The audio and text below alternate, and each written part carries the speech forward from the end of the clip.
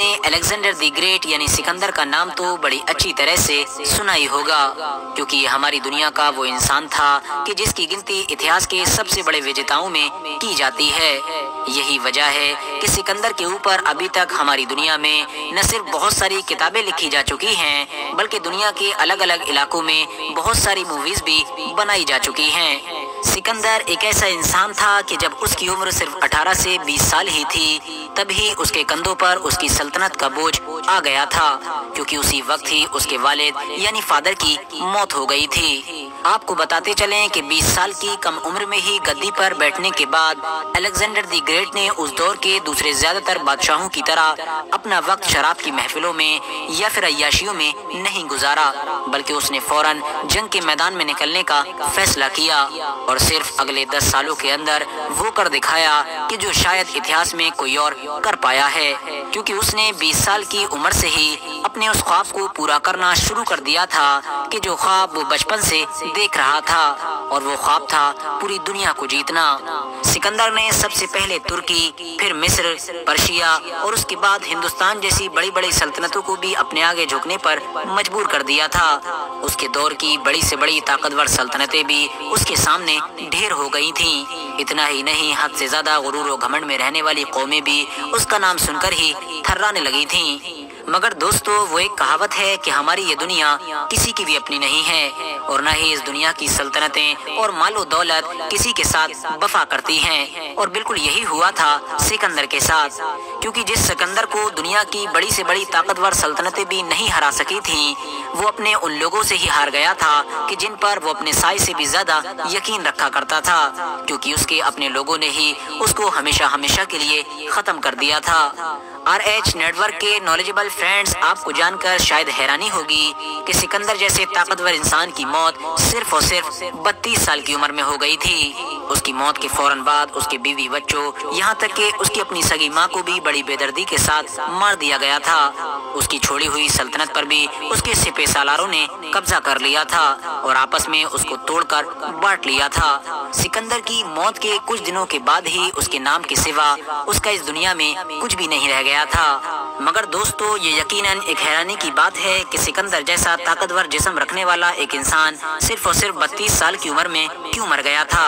اگر بات کریں اتہاسک طور پر تو اس بارے میں زیادہ تر اتہاسکار اپنی الگ الگ رائے رکھتے ہیں۔ کچھ اتہاسکار سکندر کی موت کا ذمہ دار حد سے زیادہ شراب پینے کو بتاتے ہیں، تو وہیں کچھ اتہاسکاروں کا یہ بھی ماننا ہے کہ ملتان کے راجہ یعنی پورس سے جنگ کرتے وقت سکندر کے ایک ایسا زخم لگ گیا تھا کہ جو بعد میں اس کی موت کی وجہ بنا تھا۔ حالانکہ کچھ اتہاسکار ملیریا اور ٹائیفائڈ کو بھی سکندر کی موت کا ذمہ دار مانتے ہیں۔ وہیں کچھ اتہاسکار ایسے بھی ہیں کہ جن کا یہ کہنا ہے کہ سکندر کسی بیماری کی وجہ سے نہیں بلکہ اس زہر کی وجہ سے مرا تھا کہ جو اس کو اس کے اپنے ہی لوگوں کی طرف سے دیا گیا تھا۔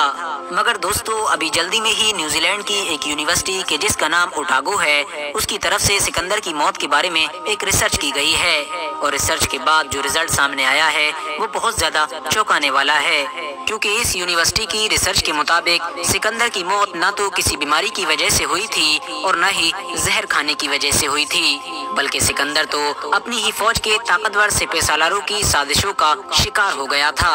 یعنی اس کو اس کے اپنے ہی بھروسے مند لوگوں نے مرنے سے پہلے ہی زندہ دفنا دیا تھا۔ ہاں دوستو، آپ لوگ بالکل صحیح سن رہے ہیں، اس یونیورسٹی نے یہ دعویٰ کیا ہے کہ سکندر کو جس وقت دفنایا گیا تھا اس وقت وہ زندہ تھا۔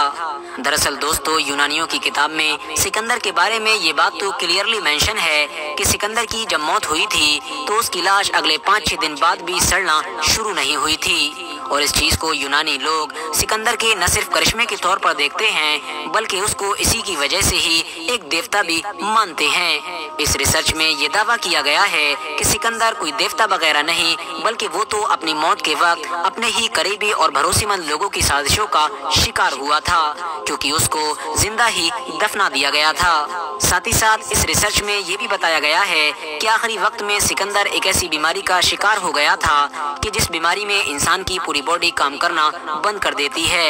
انسان اپنے پاس کھڑے ہوئے لوگوں کو تو دیکھ پاتا ہے مگر ان سے کوئی بھی رابطہ یعنی بات چیت نہیں کر پاتا ہے، और सिकंदर को इस बुरी हालत में पहुंचाने वाला इंसान उसका कोई दुश्मन नहीं बल्कि उसका अपना ऐसा कोई इंसान था कि जिस पर वो अपने साए से भी ज्यादा भरोसा करता था, और उस इंसान ने उसके इस भरोसे का ही फायदा उठाया था। इस रिसर्च को अंजाम देने वाले एक्सपर्ट्स के मुताबिक जिस वक्त सिकंदर को दफनाया जा रहा था उस वक्त सिकंदर के अंदर जान बाकी थी। यही वजह थी कि वो न सिर्फ अपने आसपास खड़े हुए लोगों को देख पा रहा था बल्कि आसानी के साथ अपने सारे सिपह सालारों को बची हुई सल्तनत के लिए झगड़ा करते हुए भी देख रहा था। वो देख रहा था कि उसकी सल्तनत को किस तरह से बर्बाद किया जा रहा है। सिकंदर के दुश्मनों ने उसकी बॉडी को दफनाने के लिए मिस्र से कुछ ऐसे हुनरमंद लोगों को भी बुलाया था कि जो हुनरमंद लोग उस दौर में बॉडी को इस तरह से दफनाया करते थे कि जिस तरह से मिस्र के पुराने बादशाहों को यानी फिरौनों को दफनाया जाता था। फिलहाल दोस्तों, सिकंदर की मौत जैसे भी हुई हो, लेकिन इस बात में कोई शक नहीं है कि उसकी मौत के बाद उसके सिपह सालारों ने आपस में लड़ झगड़ कर उसकी पूरी सल्तनत को पूरी तरह से बर्बाद कर दिया था। सिकंदर के बीवी बच्चों को, यहाँ तक कि उसकी उस माँ को भी कत्ल कर दिया गया था कि जिस माँ की मोहब्बत की वजह से उसने अपने बाप को भी छोड़ दिया था। सिकंदर की मौत के बाद सिकंदर के सिपह सालारों की आपसी लड़ाई का ही नतीजा था कि सिकंदर ने जितनी तेजी के साथ अपनी सल्तनत को बड़ा किया था, उसकी मौत के बाद उसकी सल्तनत उतनी ही तेजी के साथ खत्म हो गई थी। फिलहाल आज की अपनी वीडियो को हम यहीं पर खत्म करते हैं। वीडियो पसंद आने पर न सिर्फ वीडियो को लाइक करें बल्कि अपने फ्रेंड्स के साथ भी जरूर शेयर करें, और इसी तरह की नॉलेजेबल और हिस्टोरिकल वीडियोस हमेशा देखने के लिए हमारे इस चैनल को सब्सक्राइब करके साथ ही में बेल आइकन को भी प्रेस कर दें।